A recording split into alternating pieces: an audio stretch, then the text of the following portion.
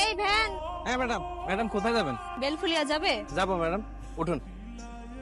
এতবার ফোন করছো কেন? দেখছো না আমি ফোন কেটে দিচ্ছি, রাখো ফোন। ম্যাডাম, আপনাকে দেখে খুব বিরক্ত মনে হচ্ছে, কোনো সমস্যা? হ্যাঁ সমস্যা, তাতে তোমার কি? ভ্যান চালাচ্ছ, ভ্যান চালাও। কি হয়েছে? বললাম তো আমার আর গাড়ি লাগবে না, রাখো। ব্যাস এখানে রাখো। হ্যাঁ হ্যাঁ ভাড়া কত হয়েছে তোমার? ম্যাডাম, 30 টাকা। 30 টাকা? আচ্ছা, এ নাও টাকা।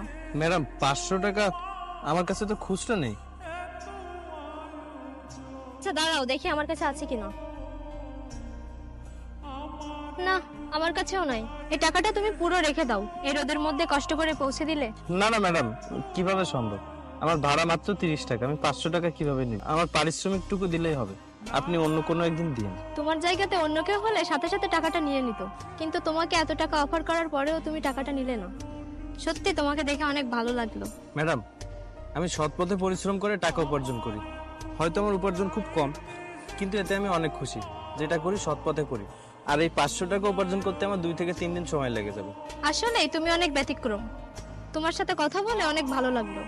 আচ্ছা, কাল আমি দেখা করে তোমার টাকাটা দিয়ে দেবো।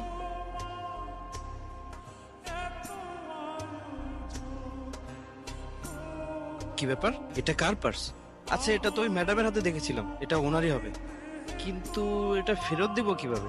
একটা কাজ করি, ম্যাডামকে যেখানে নামিয়ে দিয়েছিলাম সেখানে গিয়ে খুঁজি, যদি পাই। এখানেও তো ম্যাডামকে পাচ্ছি না, কোথায় যে পাই। আর কতক্ষণ দাঁড়িয়ে থাকবে এভাবে? থাক, কাল দেখা হলে দিয়ে দেবো, এখন যাই।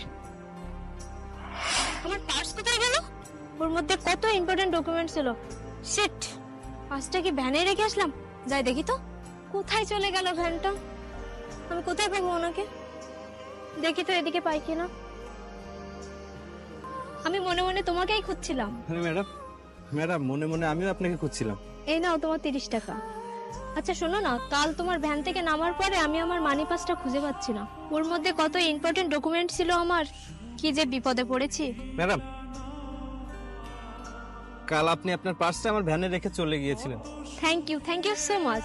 আমি পরে দেখতে পেয়ে আপনাকে খুঁজতে গিয়েছিলাম, কিন্তু কোথাও খুঁজে পাইনি। তুমি যে আমার কি বড় উপকার করলে তুমি নিজেও জানো না। তোমার জায়গায় অন্য কেউ থাকলে পার্সের টাকাগুলো সব নিয়ে নিত, আর পার্সটাই ফেরত দিত না। তুমি যে আমার কত বড় উপকার করলে। তুমি এত ভালো মানুষ বলে আমি আমার পার্সটা ফিরে পেয়েছি। Thank you so much. আচ্ছা তোমার নাম কি? ম্যাডাম, আমার নাম দীপ্ত। আরে ম্যাডাম ম্যাডাম কি করছো? আমার নাম রানী। আজ থেকে আমাকে রানী বলেই ডাকবে, তাহলে আমার ভালো লাগবে।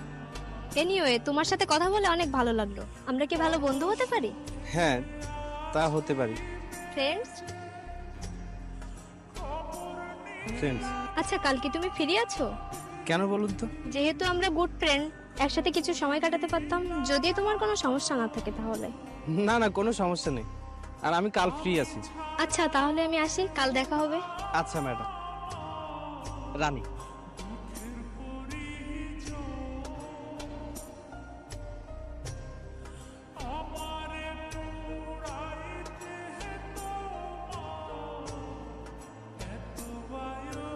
সরি একটু দেরি হয়ে গেল। আসলে রান্নাটা আমার নিজেরই করতে হয়, তাই রান্না করে খেয়ে আসতে একটু দেরি হয়ে গেল। ইটস ওকে, চলো।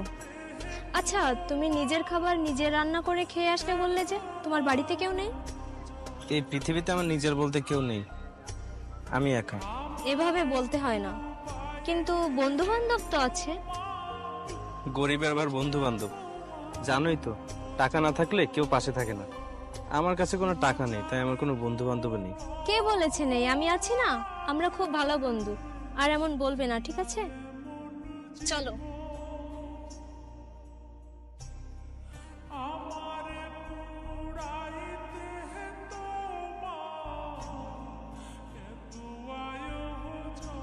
রানী, হ্যাঁ, এনো। তুমি প্রতিদিনই এটা আমার জন্য আনো, কারণ তুমি জানো চকলেট আমার পছন্দ। আচ্ছা, তুমি প্রতিদিনই কি যেন একটা বলবে বলবে বলো, কিন্তু বলো না। কি বলবে বলো তো? আসলে আমি। কি রে, কেমন আছিস? এই তো ভালো, তোর কি অবস্থা? এই তো ভালো। তো কোথায় আসছিস? ও একটু ঘুরছিলাম। শোন, এটা হচ্ছে দীপ্ত। হ্যাঁ, চিনি তো ওকে। ওকে তো এখন সবসময় তোর সাথে দেখা যায়। হ্যাঁ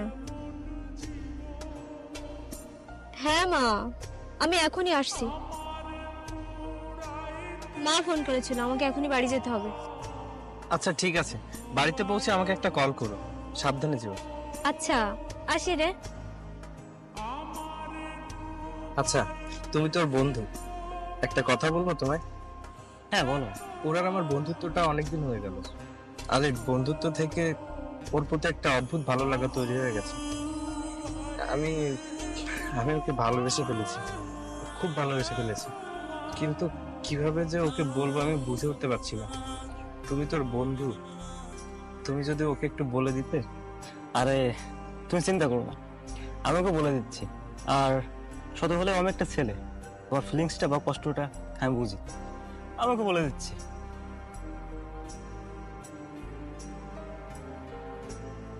হ্যাঁ বল। একটা কথা ছিল তোর সঙ্গে। এই মাত্রই তো দেখা হলো, তখন সামনাসামনি বলতে পারতিস।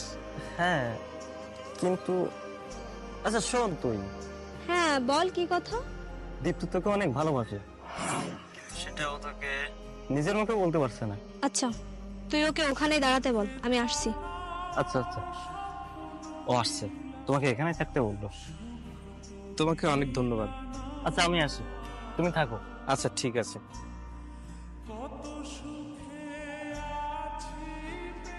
তুমি সাগরকে কি বলেছো? আসলে একদম ন্যাকামি করবে না, যা বলার সোজাসুজি বলো। আসলে রানী, তোমার আমার বন্ধুত্বটা অনেক দিনের, আমরা একে অপরকে খুব ভালোভাবে চিনি, আর একসাথে পথ চলতে চলতে তোমার প্রতি একটা ভালো লাগা তৈরি হয়ে গেছে। সত্যি কথা বলতে আমি তোমাকে ভালোবেসে ফেলেছি। এই চটটা আরো অনেক আগেই মারা উচিত ছিল, তাহলে আজ আমার এই দিনটা দেখতে হতো না।